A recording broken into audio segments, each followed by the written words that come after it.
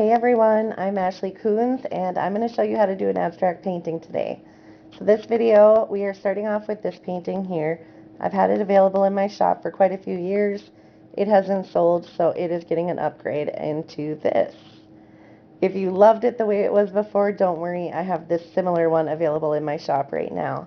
But to get started, we are starting off with gesso, and sometimes I do this part, sometimes I skip it. I like to put the layer of gesso on sometimes to give me a little tooth to the canvas so that my fresh coat of paint sticks really nicely. I'm also using the gesso to cover up some of the texture that was already on the canvas. Now that my gesso is dried completely, I'm going in with this grass green color. I mixed it up myself, so I'm not sure like what color name it would be, but it's just a really bright green.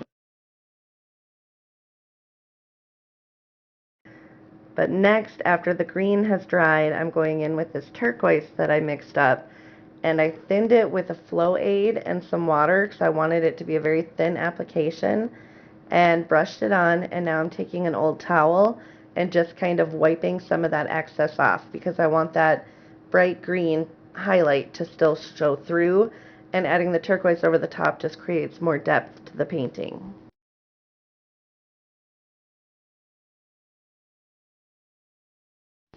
And now I'm just continuing on adding more of that turquoise color over the rest of the canvas wherever I have that green.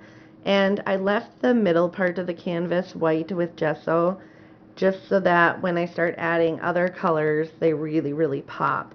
If you have a white background and you put another color over the top of it, the color is brighter and more vibrant. If I had painted the whole thing dark, some of the colors might be a little bit darker colored than I want them to be. So really leaving that white space just makes my colors a little bit brighter. Now that we have the background done, we're going to get started with like the foreground. So this is the part of the painting that I really want to pop. And what I'm doing here is I'm just straight from the tube adding some Payne's Gray to the canvas. I don't like to use just straight black. I like the Payne's Gray because it has a little bit of a bluish hue to it. And I think it'll look really beautiful with this painting. And what I do with that dark color is it kind of helps to map out where I want the main parts of my painting to be. And now I'm using my favorite tool that I have in my arsenal right now. This is a Montana brand Marble Effect spray paint. And as you can see, when you spray it on the canvas, it makes like almost spider webs, but they're kind of three-dimensional and they're really pretty. They have it in a whole bunch of colors now too. So this is my first time using the copper one and I am in love. Now, if you've watched my other videos, you know that I use a lot of stencils with acrylic spray paint. That's what I'm doing right here. I'm just spray painting some white honeycomb pattern on, and I had a little overspray there, so I'm adding just a little bit more green to kind of blend that really harsh white out. And now I have gloves on my hand, and I'm painting with my hands right now. I'm just putting the paint directly onto the glove and just kind of going wherever it feels right. So I've added, as you can see, some yellow, some green, some purple, some pinks, and that's really helping to make this painting pop. And here's a little different view of the painting where we're at with it. Now this tool is also super fun. It's made by Liquitex and it's a splatter tool. So I'm using some thinned out paint with flow aid and a little bit of water, and you just throw the paint to the canvas basically. And it's just really fun to work with. Make sure you protect anything around the area that you don't want paint on because it will get on everything, including the ceilings, the walls, the floor, etc. I don't really care because my art studio is covered in paint already. Now I'm just taking a brush and I'm just splattering some finer dots and drips and stuff onto the canvas.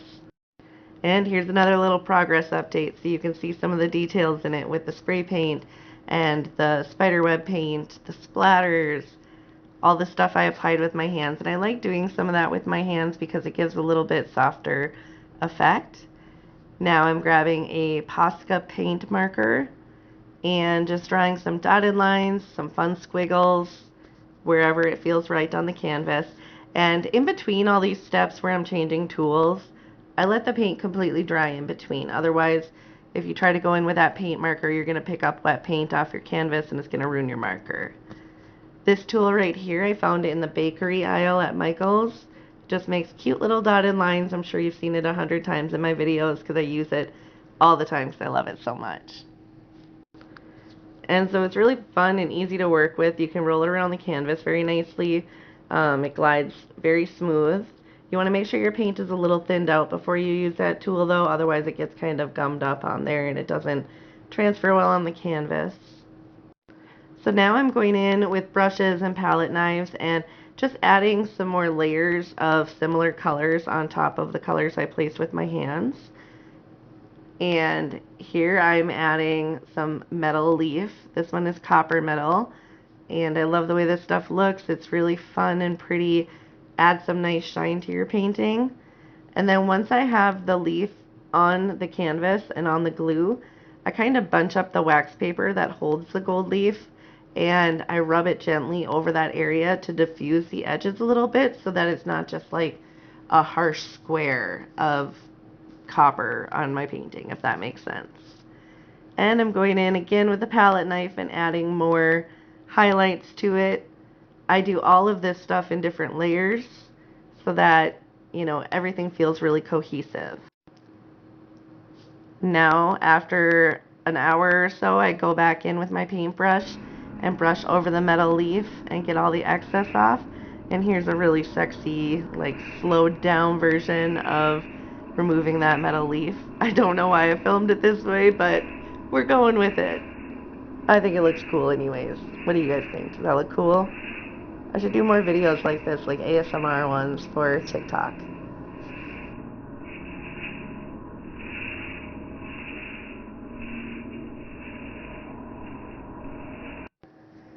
So now I'm happy with how everything looks, so I'm going in and doing my signature. My signature is a diamond with a line underneath, a line towards the top of the diamond, and a dot next to it. It's an A, and then a laying down K for Ashley Coons. And this is what the painting looks like, completely finished. I'll show you some of the details here, some of the splatter work, marble effect, the layers that I added with the palette knife, those kind of stand out a little more, the layers with the stencils, the little dotted patterns from that bakery tool. So you can see how all of it came together. I hope you guys like this tutorial. If you do, please make sure you like and follow me and subscribe and do all the things. Thank you so much, guys.